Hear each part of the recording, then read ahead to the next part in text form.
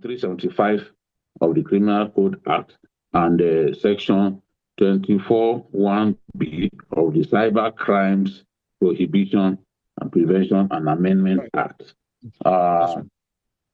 So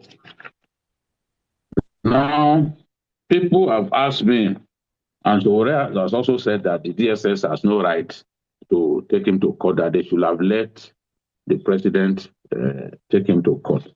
Now, I want to read the SSS instrument number 1 of 29th May 1999. It is a legal instrument that expanded the duties of the State Security Services, or DSS as we now know them, and it mandates the DSS to prevent and detect internal security threats, investigate espionage, subversion, terrorism, separatist agitations, providing protective security for government functionaries and dignitaries, advising government on all matters of national security.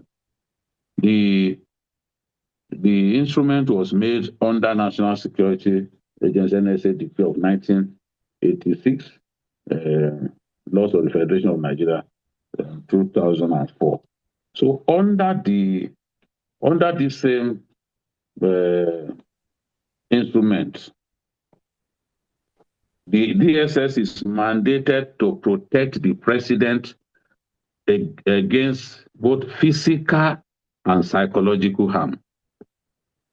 I believe that this is the particular portion of the law that the DSS believes empowered it to take the action that it has taken, to take Sowore to court. Because the SSS, the DSS instrument number 1 of 29th May 1999, it is there that the DSS is empowered to protect the president against both physical and psychological harm. Now, if you accuse the president of saying what he did not say, or you misquoted him in a manner that embarrasses him, as we have seen, the DSS, it is well within their rights to say, oh, you have caused psychological harm to the president, therefore we are taking you to court.